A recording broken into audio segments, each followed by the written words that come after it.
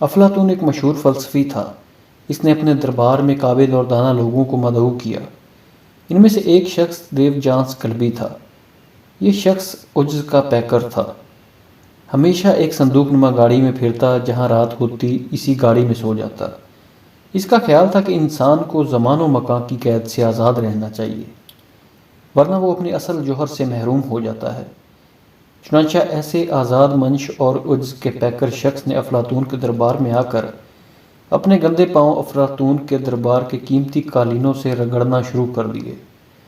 دریافت کرنے پر فخر سے کہا کہ میں افلاطون کے غرور و تکبر کو اپنے پیروں تلے روند رہا ہوں۔ اس پہ افلاطون نے خندہ پیشانی سے اسے کہا، مگر میرے بھائی، تم خود یہ کام کس قدر غرور و تکبر سے کر رہے ہو؟ ڈیوجانس افلاطون کی یہ بات سن کر لاجواب ہو گیا۔ تو جناب، یہی حال خود پسندی کا ہے۔ جب انسان خود کو دوسروں سے بہتر تصور کرنے لگتا ہے، رفتہ رفتہ اسے اپنی انا، اپنی میں ہر شے پر برتر دکھائی دیتی ہے۔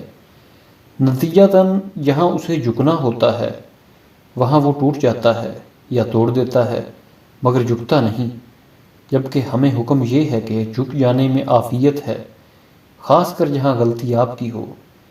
یاد رہے، تکبر صرف عہدہ، مال، حسن اور شہرت وغیرہ کا نہیں ہوتا، بلکہ یہ سادگی پہ، اپنے ہنر و فن پہ، علم و عمل پہ، غرض کے عبادت تک پہ ہوتا ہے۔ یہی فخر اور غرور و تکبر خود پسندی سے ہوتا ہوا خود پرستی تک لے جاتا ہے، اور یہ عجز کا تکبر ہوتا ہے، یعنی اپنی اچھائیوں پہ فخر و غرور۔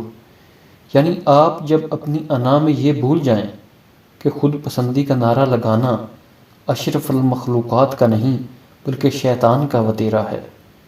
ہمارے معاشرے میں چھوٹوں کا اپنی غلطی پہ ڈٹ کر بڑوں کی صحیح بات کو بھی رد کر دینا، اسی طرح بڑوں کا اپنی بے جا اور ناحق بات زبردستی چھوٹوں سے تسلیم کرانا کیا معاشرتی بگاڑ کا سبب نہیں؟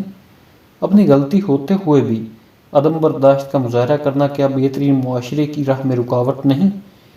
عجز و انکساری کا مطلب جھک جانا یا دب جانا ہرگز نہیں، بلکہ یہ تو بردباری اور شخصیت کا بڑا پن ہے کہ آپ دوسروں کی بھی ویسی ہی عزت کرتے ہیں اور ان کے حقوق کی پاسداری کرتے ہیں جیسی عزت اور حقوق کی پاسداری آپ دوسروں سے اپنے لیے چاہتے ہیں۔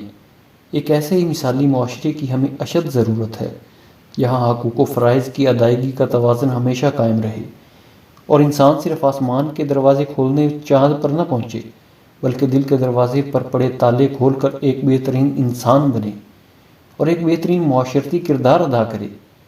آؤ مل کر خود پسندی سے باہر نکلیں اور ایک بہترین معاشرہ تشکیل دینے میں کامیاب ہو سکیں۔ آؤ مل کر معاشرہ سدھاریں۔